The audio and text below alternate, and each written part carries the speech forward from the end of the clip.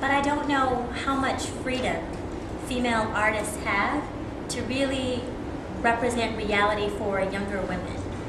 As in, the roles that women in public can play are so narrow. You're either a sex symbol, or you're an asexual professional symbol, or you're Michelle Obama. And I don't really know what's in between.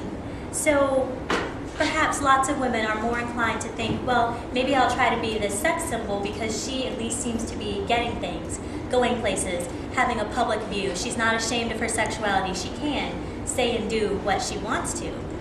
But these women who are sex symbols, who look like they have a lot of agency, are actually being constrained by the male players who are in charge of whatever game it is they're playing, whether it's the rap game or the R&B game or the model game or what have you.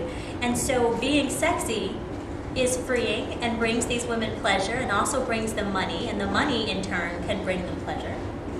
But on the flip side, the pleasure for these women is only in service to the pleasure of a patriarchal standard that's male-dominated, that suggests you can only be sexy as long as I want you.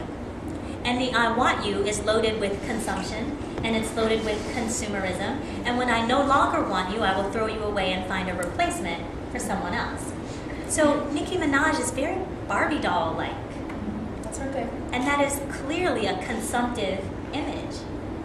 But it's bringing Nicki Minaj popularity, and I'm guessing it's bringing Nicki Minaj pleasure, so I can't say it's a horrible thing because it does provide her with a little bit of agency, but it certainly doesn't change the game any in terms of who's in charge and who's getting paid and who's responsible for representing whom.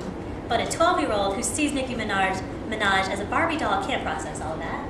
She just thinks it's cute, and the outfits are cool, and the colors, have you noticed that? The colors for these new women are bright and alluring and bubblegummy and perfect for 12-year-olds. Perfect for 12-year-olds, just packaged that way. But Nicki's not packaging herself that way. She's being packaged by her marketing team to appeal to these little girls, like as a doll that girls can consume, and more dangerously, as a doll that men can consume, which makes it all the more dangerous in addition to the pleasure stuff.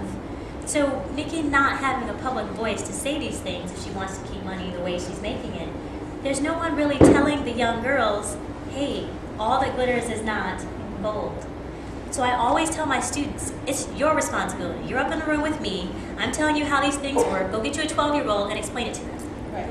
Ask them why they like what they like. Ask them what's hot and what's not, and try to get them to think about it in a different way than they would have before. I think that's the only way to really start to make the difference, because the public figures are too constrained by all these other expectations to talk about the real truth.